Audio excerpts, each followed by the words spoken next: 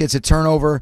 Jared makes an unbelievable play to Higbee to be able to even get us in under 60-yard field goal range, and then Greg the Leg delivers in a big way. But just so happy for these players, for these coaches, but a lot of respect for the Saints, and we're excited about getting a chance to move on and play in Atlanta. Wow. Feel great. It's us against everybody else.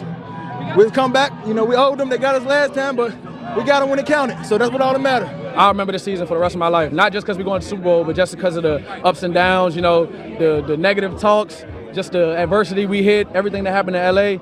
It'll be a season to remember, so hopefully we can get away with that Super Bowl win. Sometimes destiny has other plans. The Saints' magical season, led by a record-setting MVP caliber Drew Brees, comes to an end with a disappointing no call. More to come on that play. Their bags are packed and they're ready to go. The Rams are headed to their first Super Bowl in nearly 20 years. But will Todd Gurley be on the field or on the sidelines when they do? And Brady and the Pats are headed back to the Super Bowl once again, facing one of the youngest teams in the league in the Rams. It's youth versus experience in Atlanta. We'll break it all down coming up. Drew Brees, 6-0 at home in the playoffs. 3rd and 10. With his squad, fourth quarter, game tied at 20. 3rd and 10. Whoa. Incomplete. And no flags. No flag? So here we go. It don't make the no call sense. that everyone's talking about. Nickel Roby-Coleman makes contact before the ball arrives. Sean Payton, not happy. In overtime, Saints opening drive after winning the coin toss. 2nd and 16 on the Saints 34. Breeze, pass tipped, intercepted by John Johnson. Rams loving that. And now they get a chance to win the game with the foot of Greg Zuerlein, 57-yard field goal. They're headed to the Super Bowl. Sean Payton on the losing end of this one, not happy about that non-call. Take a listen. We spoke initially, then I called to follow up, and first thing Al said when I got on the phone, we messed it up.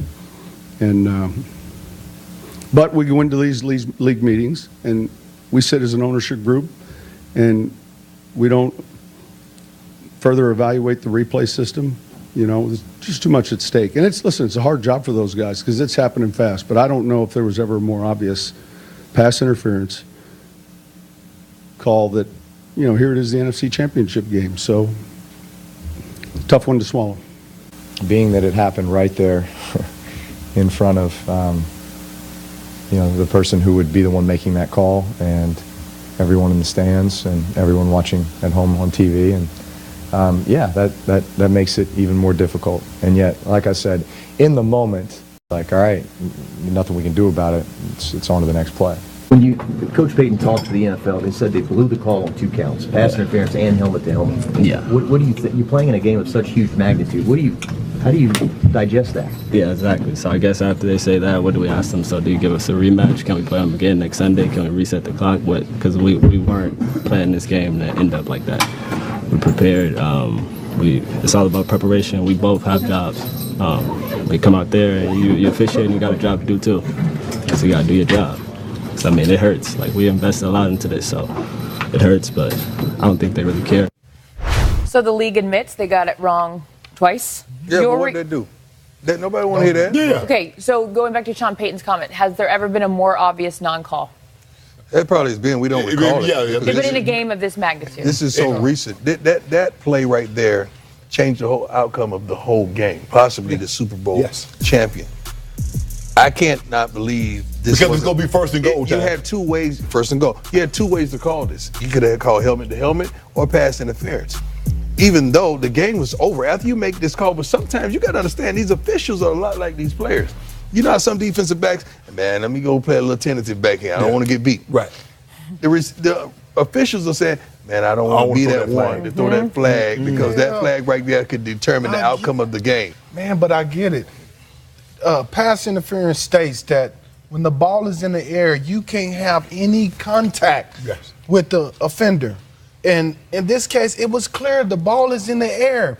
You can't miss that call. I get it. Some people say bang, bang. That's not bang, bang. The defender wasn't even looking. Right. You were not playing the ball at all. I just don't know how you missed that one. But let's okay. Yes, he missed the call. That was a blown call time. But I don't know why the Saints threw that ball twice after that long catch, after that long completion to Ted Ginn Jr. You had no business throwing the ball. Run the ball, make them use their timeout. But sometimes coaches want to show you how great they are in play calling too.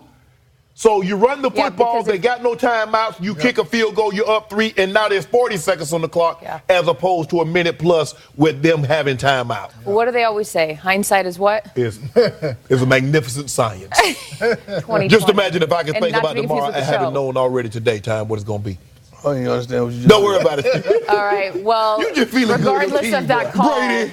the Rams are headed to the Super Bowl and are facing the New England Patriots, and we've got you covered here on NFL Network. We have over 90 hours of live That's a long television time. Super Bowl week coverage. I think you're on 89 of the hours. That's a lot. Monday, January 28th kicks it all off. Good Morning Football starts each day. Wall-to-wall coverage there at 7 a.m. And then don't miss Super Bowl opening night from Atlanta, Monday, 7 p.m. Eastern. Then you got Super Bowl Sunday starting with game day morning at 9 a.m. Wraps up with Game Day Prime immediately after the game. So let's take a look at how the Patriots got to the Super Bowl, shall we?